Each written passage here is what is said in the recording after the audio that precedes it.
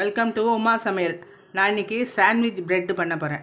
அதுக்கு 4 size bread, 2 slice cheese, அப்புறம் தேவையான அளவு உப்பு, சால்ட்டு, பொடி உப்பு, அப்புறம் பெங்களூர் தக்காளி 1 ஸ்லைஸ் பண்ணியிருக்கேன் ரவுண்டாக.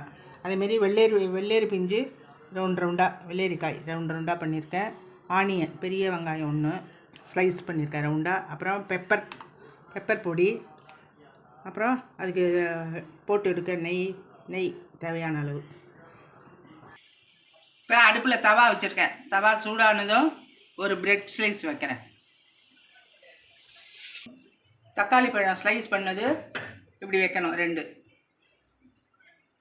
அதுக்கப்புறம் ஆனியன் பெரிய வெங்காயம் ஸ்லைஸ் பண்ணது அது 2, அது மேலே அடுக்கி வைக்கணும்.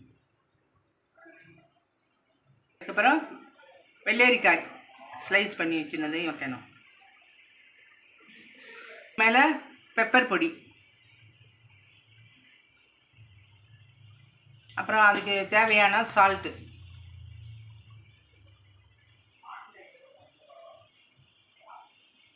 இப்போ இன்னொரு பிரெட் சைஸால் மூடி வச்சிடணும். அதுக்கு மேலே அதுக்கு சைடுலேயே இன்னொரு ப்ரெட்டை வெறுமனை டோஸ்ட் பண்ணி வச்சுங்க. லைட்டாக டோஸ்ட் பண்ணிவிட்டு இது மேலே வச்சுக்கலாம். சீஸ் போட்டுட்டு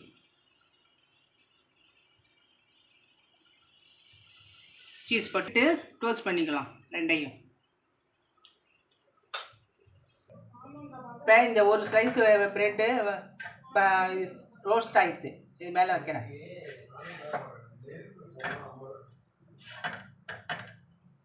நீங்கள் பெப்பர் பொடிக்கு பதில் சில்லி ஃப்ளேக்ஸ் இருந்தால் கூட யூஸ் பண்ணிக்கலாம்.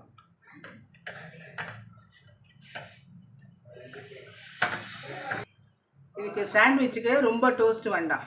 இப்போ இந்த ஸ்டேஜ் இருந்தால் போகிறோம். இப்போ எடுத்துடலாம். இதை